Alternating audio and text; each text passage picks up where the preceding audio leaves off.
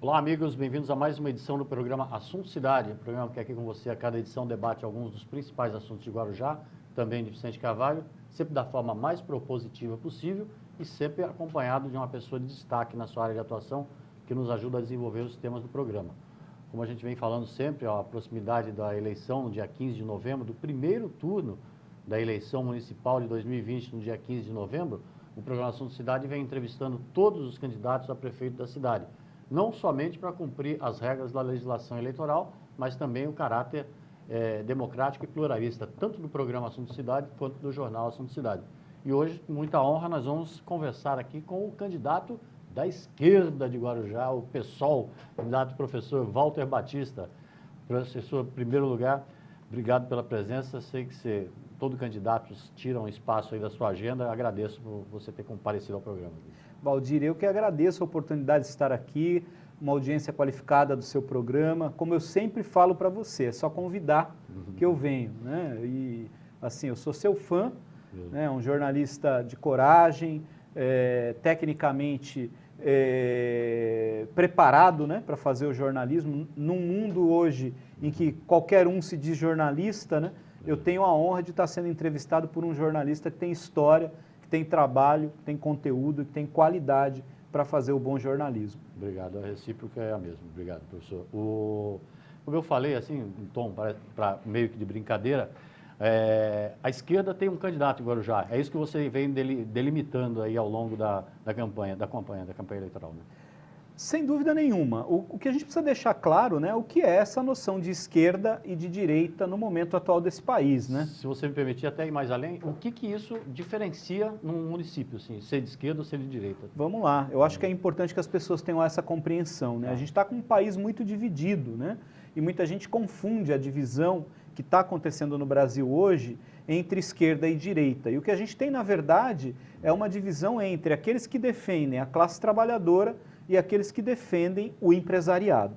É evidente que a gente precisa ter um pacto de desenvolvimento e que é necessário, em função da dependência de um em relação ao outro, que a gente construa uma sociedade mais justa e mais igualitária. Então eu me apresento como um candidato e concentro uma candidatura com um projeto que vem para se apresentar como um projeto que defende a classe trabalhadora. É evidente que a gente precisa olhar para o empresariado, é evidente que a gente precisa apoiar o empreendedor, é evidente que a gente precisa fazer com que o município funcione plenamente e que todos tenham a sua oportunidade. Mas já passou da hora de o Guarujá tornar o orçamento da cidade, que é um dos maiores do Brasil, uma ferramenta de transformação social para a mudança da vida das pessoas que estão vivendo em submoradias, em lugares sem saneamento básico, sem acesso à saúde, sem acesso à educação, sem emprego, sem preparação, inclusive, para esse mundo do trabalho, esse mundo novo do trabalho, que vem trazendo uma série de desafios para as pessoas. A pobreza aumenta, falta comida para pôr na mesa, né, da classe trabalhadora, nós temos hoje crianças passando fome, nós temos hoje idosos passando fome, e isso precisa mudar. E a ideia de ser uma candidatura de esquerda é defender os mais vulneráveis, é defender as pessoas que mais precisam da ajuda e do amparo do Estado. E aí vem a outra lógica, é defender o Estado, é defender o serviço público, é defender o servidor público, uma vez que a gente paga impostos e não são poucos, e ninguém fala em tirar imposto. Não existe como tirar imposto. Então, se a gente seguirá pagando muitos impostos, e essa é a realidade que a gente tem, em âmbito municipal, estadual ou federal, esses impostos arrecadados pelo Estado, eles precisam estar a serviço de quem mais paga imposto, que são os trabalhadores e os mais vulneráveis, né? Que são os que têm menos renda e, proporcionalmente à sua renda, são os que são mais prejudicados pela composição da legislação tributária brasileira. Então, o que a gente quer é tornar os serviços eficientes para atender plenamente as pessoas que mais precisam, porque hoje essa ordem é invertida. Quem mais recebe a ajuda do Estado é quem menos precisa. Quem mais recebe os benefícios do Estado é quem menos precisa. Quem mais tem privilégio é quem menos precisa. E a gente precisa de um governo para olhar para os mais vulneráveis e tornar isso realidade. Isso é ser esquerda, é combater o bolsonarismo, é combater o governo do PSDB que ataca a classe trabalhadora, principalmente o servidor público, é combater as terceirizações na administração pública e fazer o orçamento funcionar para o bem das pessoas. Professor, você é um professor da rede pública municipal, estadual, uma militância bastante atuante na militância, inclusive como funcionário público, né, na Previdência, né, na autarquia da Previdência, e já foi candidato há 4 anos atrás, tem se preparado se preparou, logicamente, para esse novo desafio, e tem chamado a atenção, pelo menos me chamou a minha atenção em algumas manifestações suas, a proposta de criar um cartão, uma moeda própria, uma moeda própria de Guarujá. Eu queria entender um pouco isso. Vamos lá. A gente tem uma realidade, né, em que o desenvolvimento econômico do nosso país está travado há algum tempo e muitos candidatos têm proposto atração de investimento. Todo mundo está propondo atração de investimento no Brasil inteiro, né? A crise econômica pela qual o Brasil vem passando tem sido um fator aí de grande dificuldade para você conseguir gerar emprego nas cidades. E o caminho que a gente compreende, que é o caminho correto para a gente gerar empregos rapidamente, para essa camada da população que mais precisa de emprego, que são essas pessoas mais vulneráveis, com menor qualificação, é um caminho que associe a economia solidária com a empregabilidade. Isso passa por você gerar condições de tornar essa mão de obra mais qualificada para o mercado de trabalho. Essa empregabilidade na economia solidária, ela vem em atividades que são inerentes mesmo à formação de uma massa de trabalhadores que vão atender às demandas, às necessidades da sociedade. Então eu vou te dar exemplos. A coleta seletiva, que é uma realidade em várias cidades, que custa muito mais barato e que gera renda para as famílias, e como gera? Desde que tenha o apoio, o suporte, né, por parte do poder público. E em Guarujá, a prefeitura paga muito dinheiro para a empresa, para a Terracom, e investe quase nada na coleta seletiva. Tanto é que a gente só tem 2 cooperativas e em cada uma delas aproximadamente 10 famílias são beneficiadas com o trabalho e levam renda para sua casa.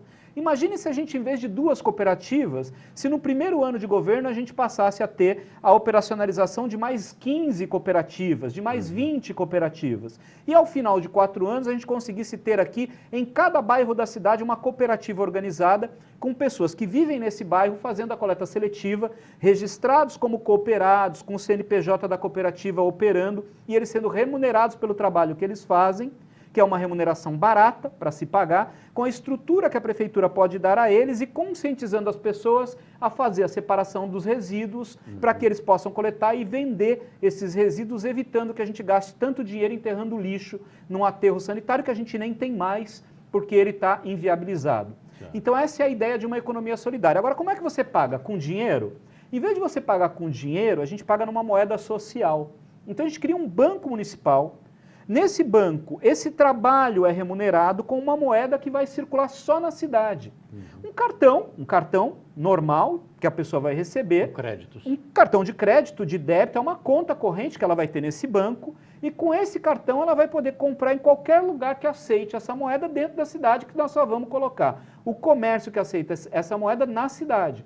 E o comércio, evidentemente, vai ter um banco operando essa moeda para ele e devolvendo em reais para ele ou recirculando a própria moeda na cidade. E assim a gente vai fazer com as hortas comunitárias, para as famílias gerarem renda nos terrenos da própria prefeitura ou terrenos que estão sem uso, e a gente faz permuta de IPTU para que os proprietários permitam que esse terreno seja usado para fazer hortas comunitárias, gerando renda para as famílias e alimento para as famílias, circulando essa moeda social na cidade e com isso deixando a riqueza na própria cidade. Uniformes escolares em cooperativas, circulando também essa moeda, uniforme da Guarda Municipal, dos servidores da área da saúde nessa cooperativa, a parte de manutenção, limpeza de canais, varrição de rua. Aí alguém vem e fala assim, mas você vai então trabalhar para demitir os servidores da Terracom? Pelo contrário, onde hoje a gente tem 100 servidores da Terracom, 100 pessoas trabalhando na Terracom, nós vamos ter 200, 300 atuando na cooperativa, que vai ter uma participação, porque paga menos impostos,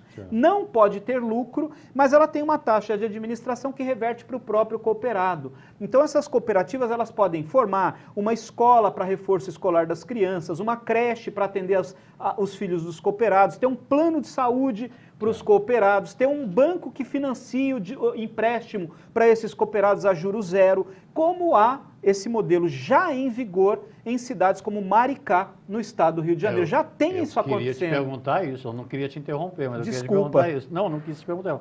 Mas o mundo é um modelo perfeito de administração e de resolução desses problemas sociais mais urgentes da população de uma cidade, né? Por isso que vem ao encontro daquilo que eu te perguntei. Como que um governo voltado para esse ambiente social conseguiria fazer a diferença? Quer dizer que já existe em Maricá. Não apenas em Maricá.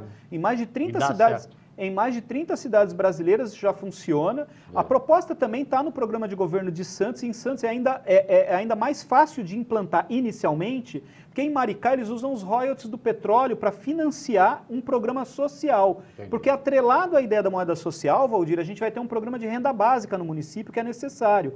A alocação social, a renda básica municipal que a gente vai criar, usando os royalties do petróleo e a economia que a gente vai fazer nos contratos que a gente tem com as empresas que são prestadoras de serviço da prefeitura. Nós não vamos tirar nenhuma empresa inicialmente, nós vamos reduzir o valor dos contratos e gradativamente a gente vai trocando esses serviços que são pagos a milhões por milhões para colocar num programa como esse, que vai atender inclusive uma renda básica para as famílias mais carentes, que têm necessidades mais urgentes de sobrevivência no nosso município. Você sabe que o Bolsa Família na cidade, ele passou de 11 mil famílias, no atual governo caiu para cerca de 8 mil.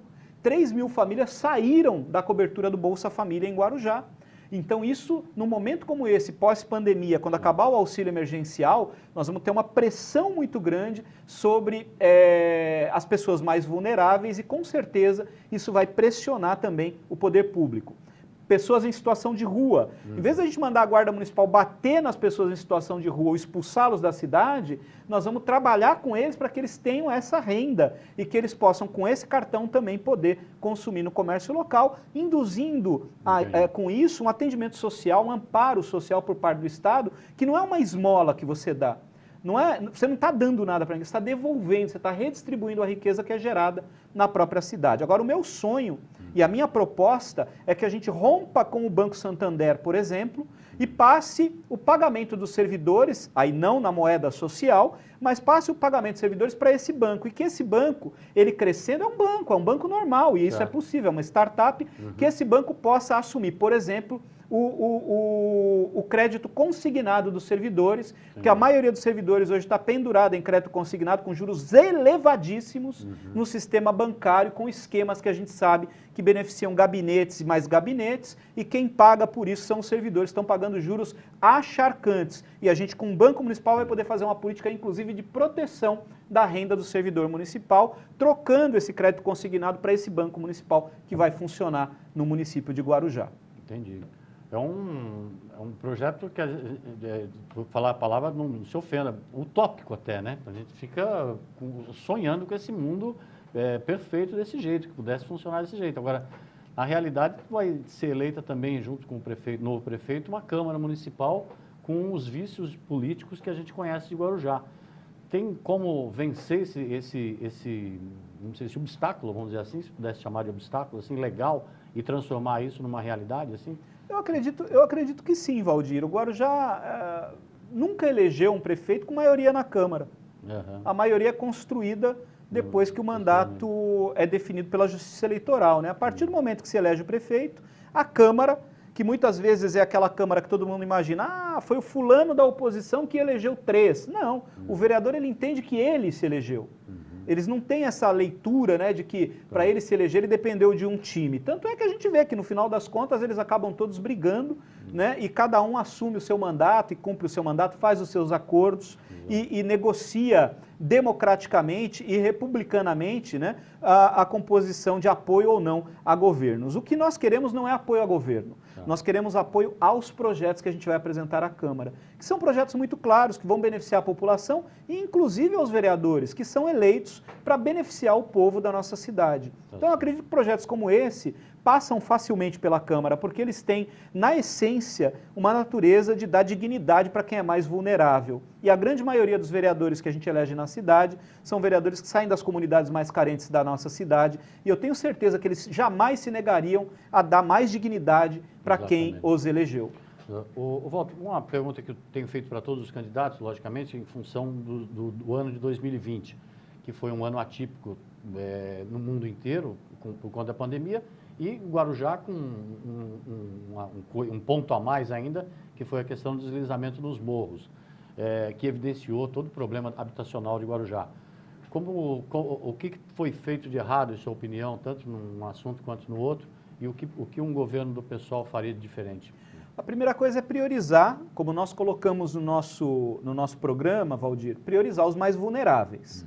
E nesse universo de aproximadamente 100 mil pessoas que vivem em áreas de habitação, com núcleos de habitação subnormal, nós temos aqueles que estão em área de risco. E eles estão mapeados, inclusive o prefeito, ele foi comunicado pela Justiça que 1.600 moradias estão em área de risco, iminência de desmoronamento e correndo risco de morte. E em março desse ano nós tivemos a grande tragédia das chuvas de março que afetaram Guarujá, São Vicente e outros municípios da região, inclusive Santos. E aqui em Guarujá nós tivemos dezenas de pessoas que perderam a vida. A gente, quando visita essas comunidades, inclusive houve pessoas dizendo assim, olha, ainda tem gente enterrada lá que não tiraram, né? Isso dói muito no coração, porque a gente fica nessa dúvida se realmente não foi isso que aconteceu. Mas o pior é saber que o poder público tinha conhecimento, tinha a informação e sabia que podia ser feito alguma coisa para tentar evitar essa tragédia. Eu não digo que as mãos do prefeito estão sujas de lama, não é isso, mas eu acredito que a consciência dele deve ter sim algum peso em relação a isso, porque é muito difícil para alguém que é gestor de uma cidade como Guarujá ver essa situação e não ter feito nada para impedir que acontecesse. O PSOL agiria da seguinte forma: inicialmente nós temos que encontrar rapidamente no orçamento a condição de assegurar uma alocação social para tirar as pessoas que estão numa moradia de risco, elas não se negam a sair. Nós temos a nossa vice, Sueli Rodrigues, que defendeu a moradia dela na Vila Pantanal, na Vila Baiana, quando o batalhão da Polícia Militar chegou batendo na porta da casa dela com a Guarda Civil Municipal e fiscalização da Prefeitura, dizendo assim, vocês vão sair daqui.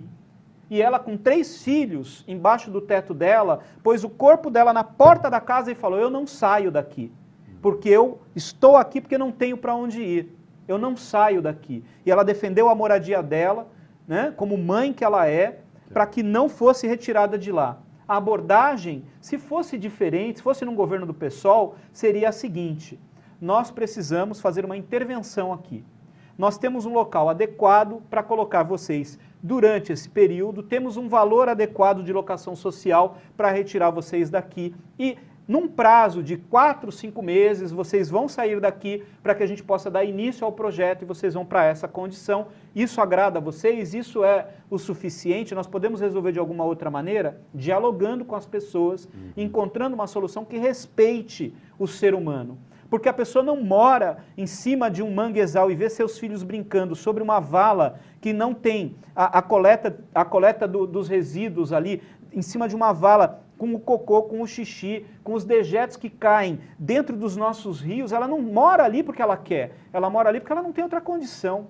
E além disso, você ainda não respeita a dignidade dela e vai tirar a única coisa que ela tem, que é a moradia. Então a gente precisa fazer isso do mesmo modo que a gente também precisa garantir que as moradias que são entregues para quem sai dessa condição sirvam de moradia para essas famílias. Porque a gente já tem recebido denúncias de que algumas famílias têm recebido as chaves de moradias que são entregues e têm saído dessas moradias e alugado.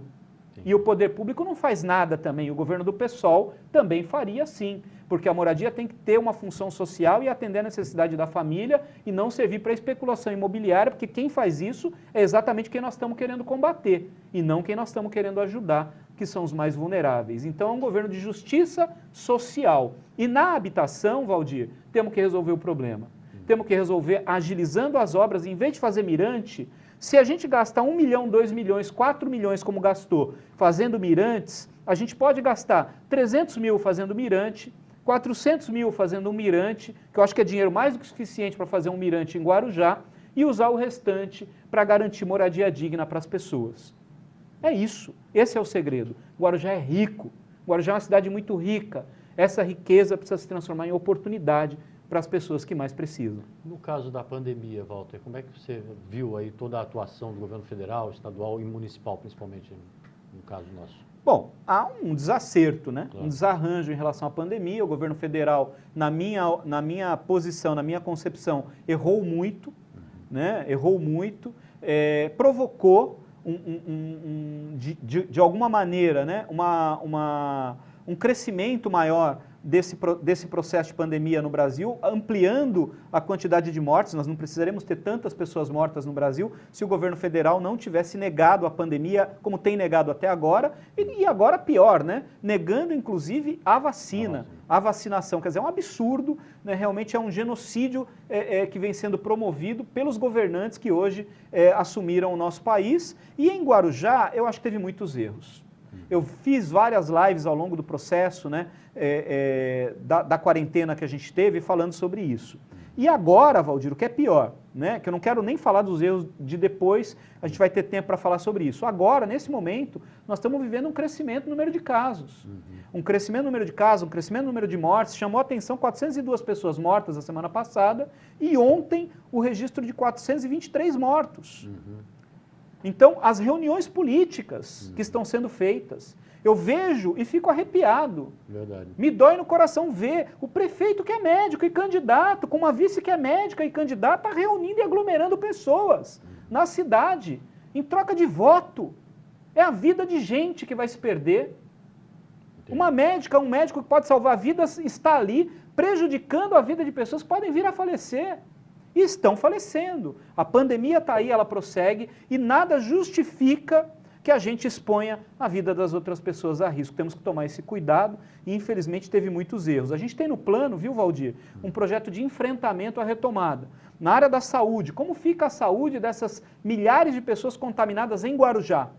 Será que elas vão ter algum tipo de sequela? Exames, consultas médicas, como é que se garante isso? O tempo em que o sistema de saúde ficou, entre aspas, pausado, as pessoas ficaram na fila aguardando exame, consulta, algum tipo de tratamento, como que você vai retomar isso? Então a gente tem um projeto de zerar a fila, de atender com prioridade a fila e criar um projeto de atenção a essas pessoas que estão cadastradas e que tiveram a Covid, fazer o monitoramento delas para que a gente possa evitar lá na frente que a gente seja pego de surpresa com sequelas ou com uma segunda ou terceira onda dessa doença, porque a gente não sabe o que pode vir. Na educação, recuperar as crianças, porque a educação ela está continuando, mas ela não está atingindo todas as crianças. A gente tem que dar condições das crianças recuperarem o tempo perdido para elas não serem uma geração perdida no quesito educacional. E a geração de renda, que o nosso projeto é o projeto de renda básica, que no primeiro momento de governo já tem que ser colocado em prática. Tá certo.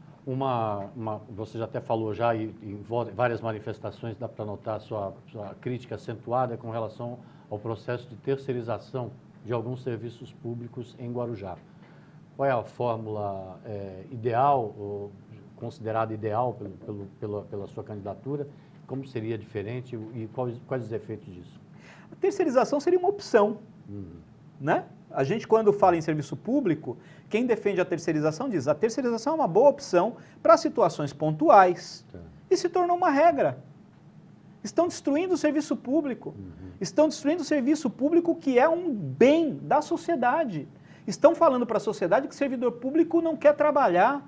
Quando isso, você depende da segurança pública, é a polícia que vai na sua casa te defender. Por pior que ela seja ou por melhor que ela seja, é dela que a gente depende. Exatamente. Se pegar fogo numa comunidade como pegou essa semana, é o corpo de bombeiros que vai lá. Exatamente. São servidores públicos de carreira, o professor que está na escola educando seu filho, a creche, onde tem as atendentes que estão cuidando da sua criança, educando sua criança, né? É na área da saúde o médico que salva vidas, é o transplante pelo SUS, é o SAMU, são todos servidores públicos. O serviço público é essencial, é um bem da sociedade. E concurso público e garantia de acesso, dessa maneira, foi uma conquista que a gente teve na Constituição de 88 para acabar com os cabides de emprego. Exatamente. E aí vem o prefeito atual e ele começa a fazer um monte de contratação de empresa terceirizada para não ter que contratar servidor concursado. Com isso ele ganha o quê? Ele ganha um exército para fazer campanha para ele. Porque ele dá emprego para um monte de gente, um emprego de baixa remuneração, sem reconhecimento, sem carreira, sem proteção, e se ele sai da prefeitura, ele ainda... Por que ele tem os votos? Porque ele ameaça, ó, se eu sair da prefeitura, você vai perder o emprego, porque vai entrar outro,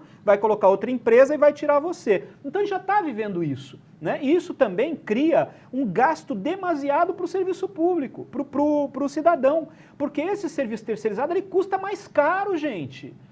Paga-se muito mais para uma empresa prestar o serviço do que pagaria se você tivesse um serviço público executado de maneira séria, de maneira correta, tá certo? Feito por servidores contratados diretamente pela prefeitura. Não caiam nessa ideia, é mentira. A prefeitura de Guarujá hoje gasta 400 milhões com serviços terceirizados. 400 milhões. A gente não vê para onde vai esse dinheiro. Só no lixo é uma boa parte desse valor. A gente enterra esse dinheiro nos caminhões da Terracom levando o lixo embora. Isso não gera a riqueza que poderia gerar se esse dinheiro fosse transformado em cooperativas de catadores, que seriam trabalhadores que estariam trabalhando para a sociedade. Na área da saúde, a OS leva boa parte do dinheiro, no contrato de gestão ela leva boa parte do dinheiro e esses serviços faltam. É por isso que gente espera por consulta e não consegue. A gente precisa recuperar, resgatar o serviço público. Em creches, são 27 creches conveniadas e 17 creches municipais.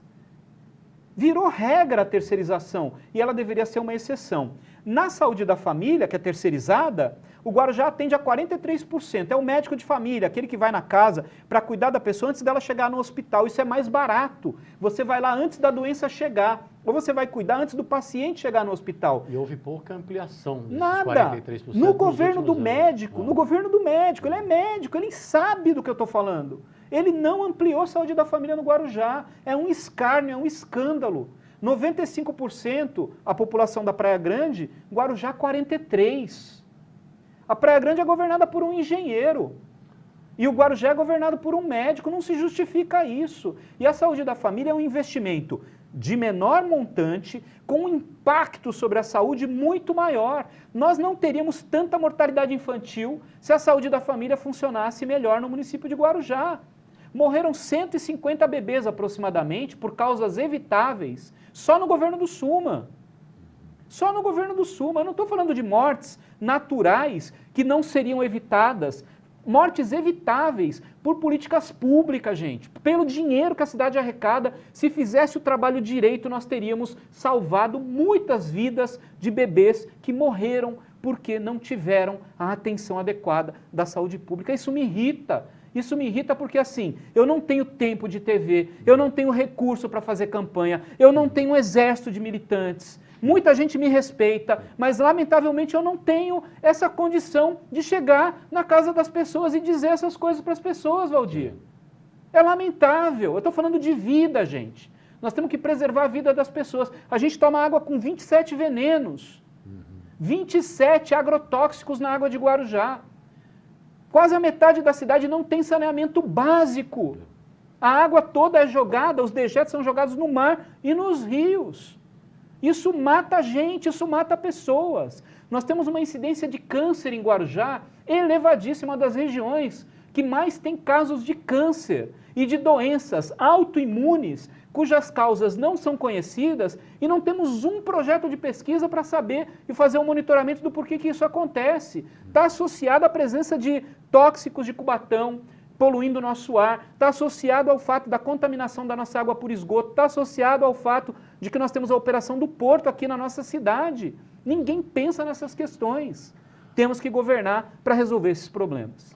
Ô Walter, eu queria te lançar um desafio, já te agradecendo muitíssimo, eu queria ficar aqui 2 horas aqui conversando contigo, sabe disso, mas te lançar um desafio na hora que você for fazer uma última recomendação, aí uma última manifestação para o telespectador, como devolver a esperança e esse sentimento de que dá para mudar as coisas, e como você encara essas pesquisas que já surgem, já dando a eleição como liquidada, como devolver a esperança para as pessoas e também já aproveitar para fazer uma última manifestação. Te agradeço muitíssimo. Valdir, você que está assistindo a gente, acompanhando as entrevistas, breve, né? Vou ser muito breve.